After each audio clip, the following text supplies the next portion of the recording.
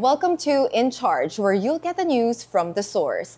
From those in charge in their organizations, leaders from different industries who are making an impact in the society today.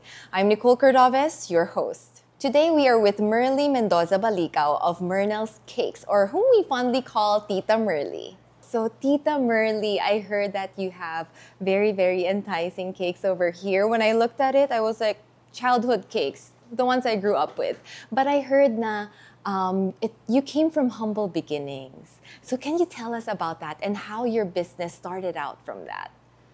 Mernel's Cake House is a homegrown business. It's a family business. Dati kami lang mag-asawa nag-start nito. And then nag-start lang siya from friends and relatives, yung mga nag-o-order. Hanggang lumaki na siya ng lumaki. Hanggang naging ano na talaga siya, Mernel's ang pangalan. Ang Mernel's ay mula sa pangalang Merly and Nel is Nelson, my husband. Yes. Both of us are bakers and decorators. Oh, so you really started out as that, and then you decided to make your own business with it. Okay, so can you share with us like 5 tips on starting out your own business? Because I'm sure there are a lot of aspirants then who want to start their own business, they don't know how. So ano po ba yung mga keys niyo to success? Sa akin kasi, sa aming mag-asawa, talagang yung sipag at tiyaga ang aming naging puhunan sa aming hanap buhay na ito. At ang isa pa ay yung trust ng mga tao, ng mga suppliers and our customers. Yun din na nagdala sa amin dito sa aming business na to. And then of course, you have to be focused on your business at hindi yung maraming iniisip na negosyo at kailangan talagang pagbutihin. And ang isa pa, kahit anong challenge and hirap, talagang wag susuko. Patuloy-tuloy lang lagi. Patuloy and of course, prayers. Can you introduce to us more your brand, yung Mernel's Cakes? Mostly, saan po ba siya yung mga branches ninyo? Ang branches namin ay meron kami sa malapit sa UP, University of the Philippines, which is yun yung original namin, sa May Lopez Avenue. And then we have one in Maahas, the National Highway, going to San Pablo or Santa Cruz, malapit po sa Erie. And then meron po kami sa SM Calamba, sa 3rd floor.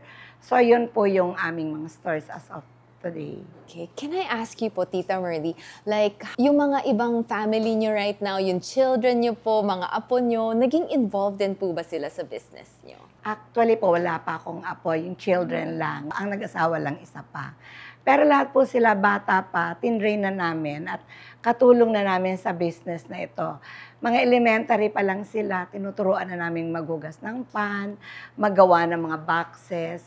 So yun po yung naging training sa kanila. And up to now, kasama namin nila sa aming hanap buhay. Oh, okay. So, Tita, what would you say naman is your secret recipe sa success niya ngayon? Kasi parang it's been around for a long time, na-sustain niyo po talaga yung business niyo. 27 years na po kami. And actually, wala namang masyadong secret. Pero yung dapat, yung passion, yung pagmamahal mo, yung talagang you love your work.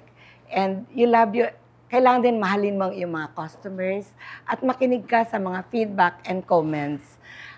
Sa ngayon kasi, basing na nga tawag, but kailangan din may mga times na lahat ng comments pakinggan mo. So, that's the only secret that I think na naging kinang aming success. Yung kailangan pagbutihin mo, maging honest ka sa iyong trabaho, sa product na hindi mandadaya. Tita Merly, what would be your advice to women who want to be a boss like you? Lagi ko din namang sinasabi, kasi ang sinasabi ng iba na sa ibang mga nawala daw kapital, na mahirap lang. Sabi ko lang lagi na hindi pag mahirap ka na forever. And sa akin lang, kahit mga women na siyempre lahat naman, may mga anak din, nag-aaral, kailangan lang talagang maging matyaga at pagbutihan ng hanap buhay and at the same time magkaroon din ng balance with the family and with other people, with other friends. Kailangan ibabalanse din ang hanap buhay at ang pamilya.